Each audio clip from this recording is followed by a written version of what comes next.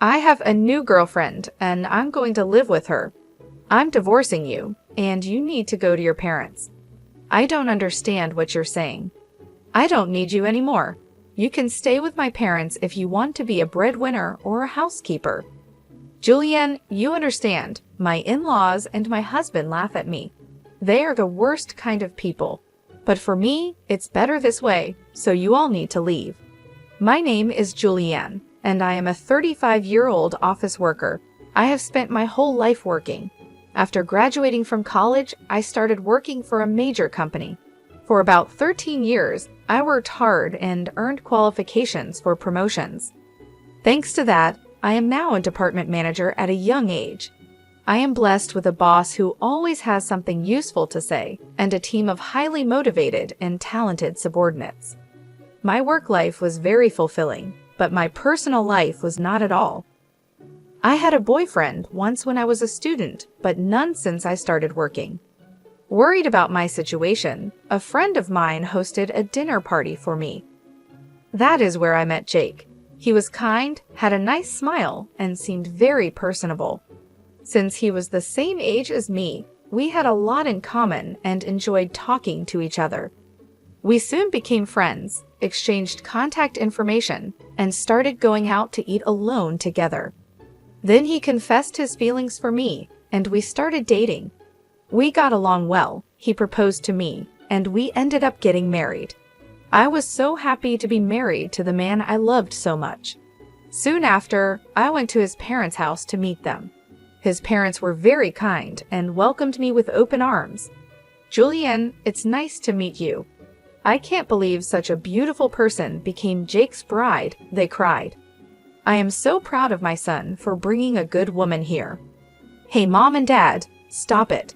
Julianne is getting scared. Oh my, if you really think so, you can say it. That's right, it's a compliment, so it's okay. His parents were very friendly and easy to talk to, just like him.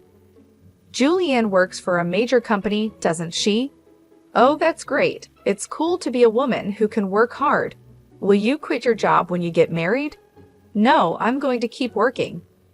Well, you've got a good job at a good company. That's better. I was relieved.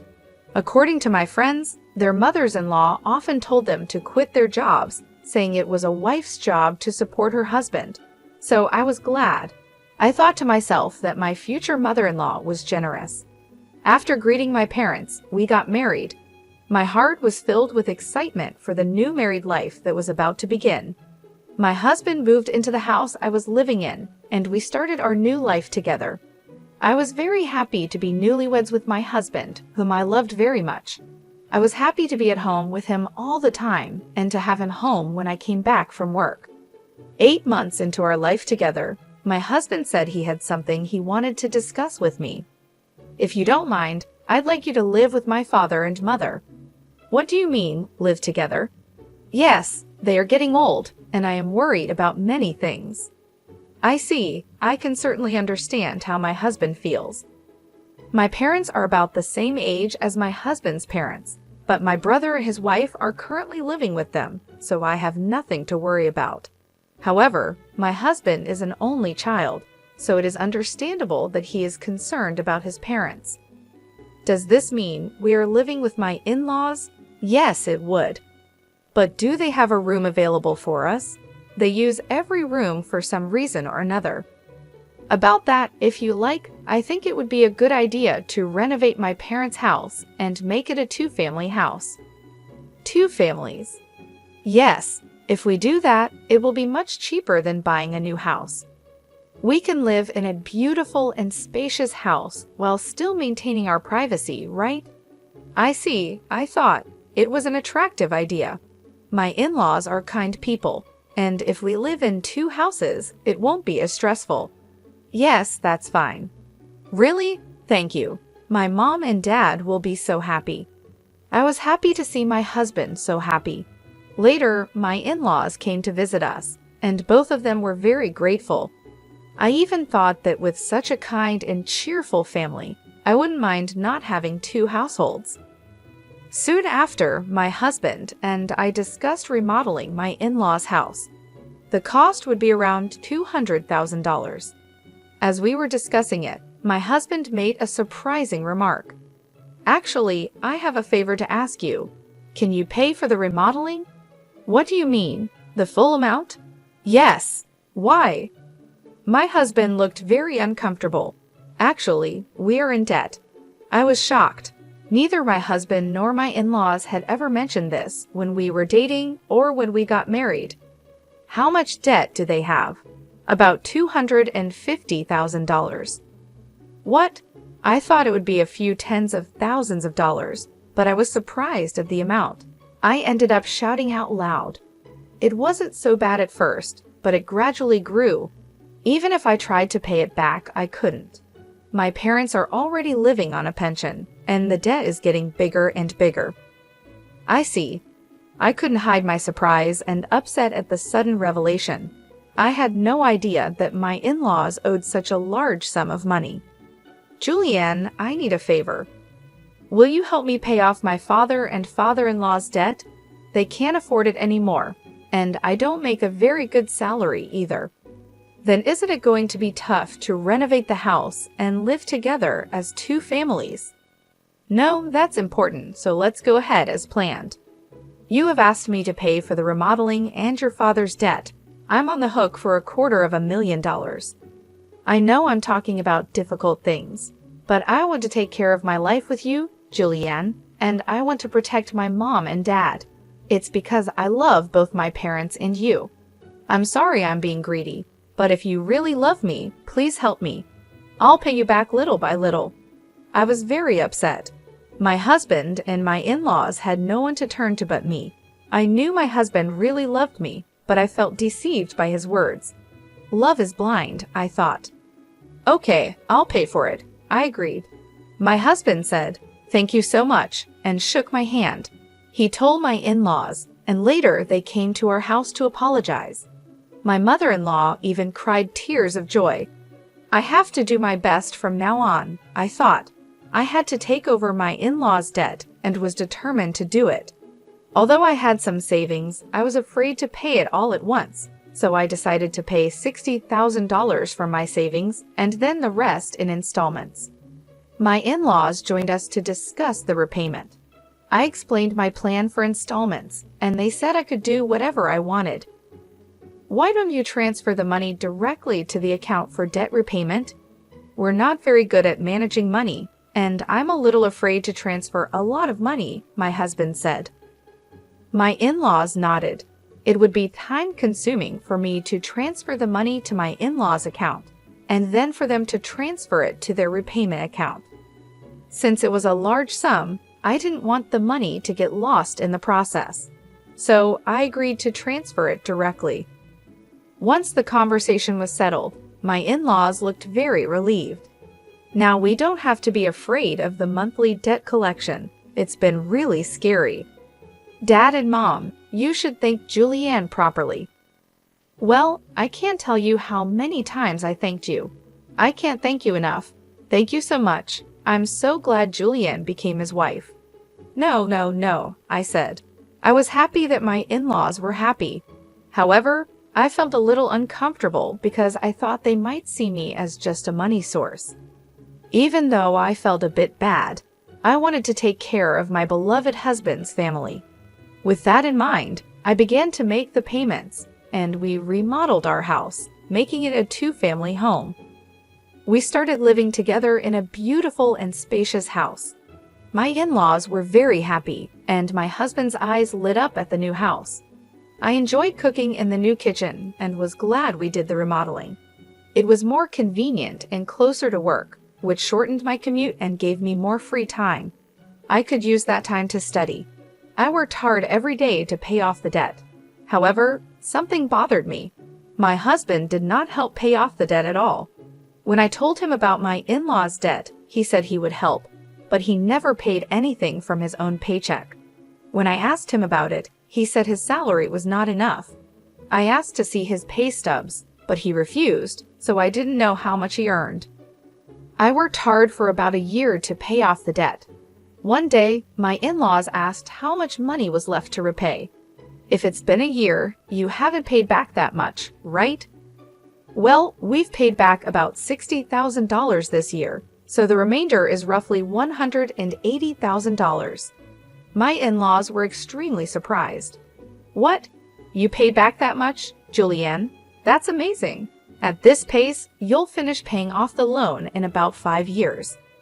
If I work hard, I'll be able to pay it off, I replied. Thank you so much, my in-laws said, crying and happy. Seeing them so happy made all the hard work worth it. A few days later, I faced an unexpected situation. I had to work overtime, so I told my husband I would be home late. However, the work went smoothly and we finished on time. I hurried home, planning to cook dinner for my husband. When I opened the front door, I saw my in-laws' shoes. Oh, my in-laws are here, I thought. I walked toward the living room and heard my in-laws and my husband talking. You were right to marry that woman, weren't you, Jake? You did great.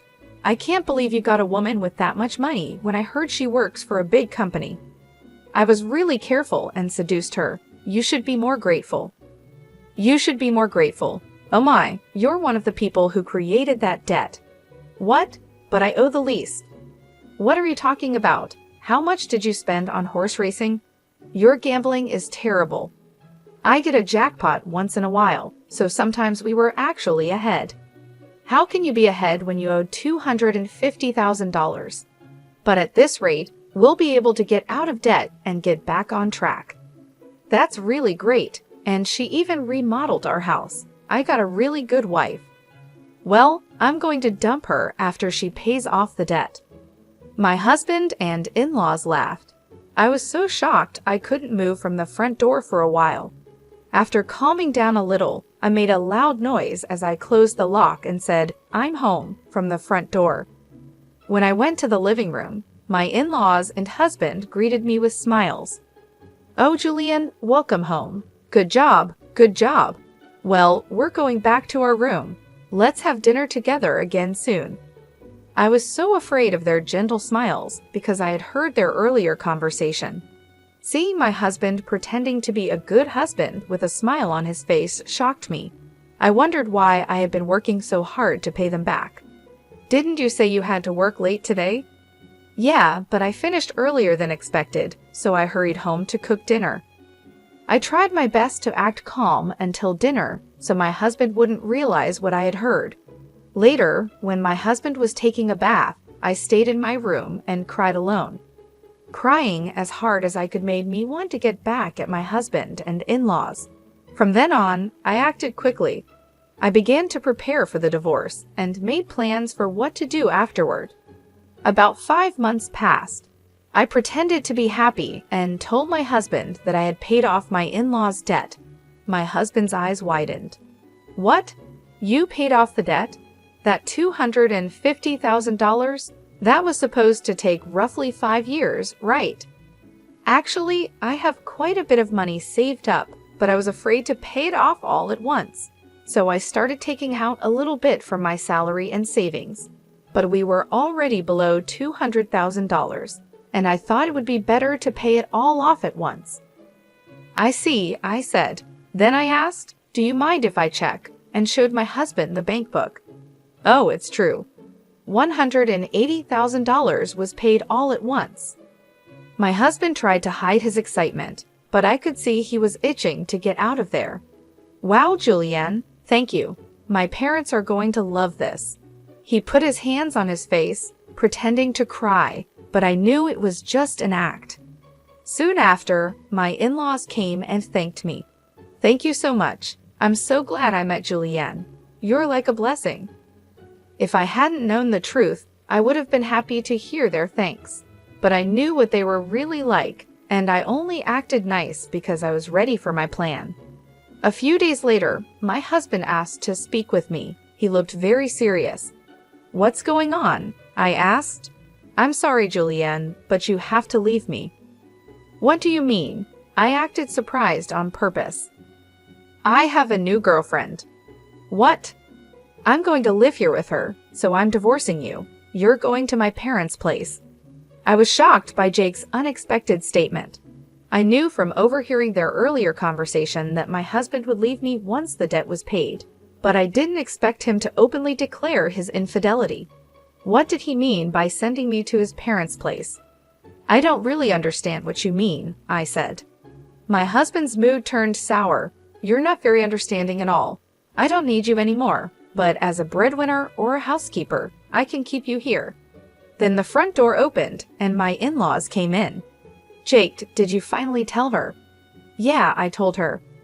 I wish I could have been there for that moment. You can come to our house if you do the chores for us. Of course, we'll charge you rent. My in-laws and husband laughed at me. They were the worst people ever. All of you need to leave, I said. My in-laws rolled their eyes at my comment. What are you talking about? Have you forgotten? I can easily pay for the renovation myself. You changed the name of the house to mine, so I have the rights to this house. I could decide who lives here and who has to leave. My in-laws' faces turned pale at my comment. They finally remembered about the house title. I was really dumbfounded. I'm sorry, but you can't live here anymore. If we get divorced, you'll be strangers. My in-laws realized the seriousness of the situation, but my husband, not wanting to be outdone, retorted, But you took over our debt and paid it in full. You're the one losing money. If we had no debt, we could at least afford a new place to live. That's true. Thank you for letting us live in a nice house while you pay our debts, my in-laws and husband said. I'm sorry, but I didn't pay off the rest of the $180,000 debt. What? No, but you had money missing from your bank book. That was just a separate account I created and moved money around in. The debt hasn't changed from $180,000. I just haven't had the collections come yet because I've been paying large sums continuously. But it's time for them to come, so you are responsible for paying the rest. My husband and in-laws were shocked. Then I warned them, Jake, you told me you were having an affair, so you should pay alimony. I'll charge your partner for the affair too. Oh no, she went out with me because she thought I had money and a house. If I have to pay alimony, she'll dump me. I don't care about that. No, I apologize. Please don't leave us, my husband pleaded. My husband was afraid of being dumped by his lover, and my in-laws were afraid of being left by me. They were truly selfish. I have nothing to do with you people anymore, no matter what you say. I have also put this house on the market. I will also have you pay the $120,000 debt I paid on your behalf through my lawyer. My in-laws froze, stunned by the loss of everything they had. I then demanded a divorce and alimony from my husband through my lawyer. I also demanded alimony from his lover and $120,000 from my in-laws for what I had paid. Actually, that renovated house sold for about $400,000. It was in a good location, and a family looking for a duplex bought it at a good price. I had to pay $320,000, which included the $120,000 debt and $200,000 for the renovation. However, I ended up gaining $80,000 from selling the house. Additionally, I received alimony from my ex-husband and his affair partner, which greatly improved my financial situation. On top of that, I got a $120,000 payment from my ex-parents-in-law. I ended up benefiting the most from this situation. I believe this is fair because the damage I suffered was significant enough to make me distrust people. Initially, I had savings because I was learning how to invest, with the goal of paying off my in-laws' debts as quickly as possible. Since I had substantial savings to begin with, I invested tens of thousands of dollars, and my assets grew significantly in about a year. Additionally, I received a raise at work, so my earnings increased. Because of my savings and investments, I was able to take such drastic steps. My former in-laws ended up back in debt and lost their house, but they deserved it for deceiving me. People who cheat others should face the consequences. This experience has taught me to be more cautious and develop a better sense of judgment about people. Moving forward, I will continue to save and increase my assets so I can live a comfortable life in my old age. I want to make happy memories with people I can truly trust. For example, I started by focusing on improving my financial knowledge. I took courses and read books about investing and personal finance. This helped me make informed decisions about where to invest my money. Over time, I diversified my investments, spreading them across different asset classes like stocks, bonds, and real estate. This strategy helped grow my wealth steadily and securely. Furthermore, I took advantage of opportunities to advance my career. I sought out additional training and certifications related to my field. These efforts paid off when I received a significant promotion and raise. The increased income allowed me to save more and invest more aggressively. Through all of this, I remained focused on my long-term goals. I wanted to ensure that I could retire comfortably and enjoy my later years without financial worries. I'd also wanted to be in a position to help my loved ones if they ever needed support. This vision kept me motivated and disciplined. Eventually, my efforts paid off. I was able to buy a beautiful home in a great neighborhood. I also traveled to places I had always dreamed of visiting. More importantly, I built strong relationships with friends and family who truly cared about me. These connections brought me joy and fulfillment. Looking back, I realized that the challenges I faced with my ex-husband and in-laws taught me valuable lessons. They pushed me to become more self-reliant and financially savvy. They also helped me appreciate the importance of surrounding myself with trustworthy and supportive people. In conclusion, I transformed a difficult situation into an opportunity for growth. By focusing on my financial health and personal development, I created a better future for myself. I hope my story inspires others to take control of their lives and make positive changes. What did you think of the story? Please subscribe to our channel and see you in the next video.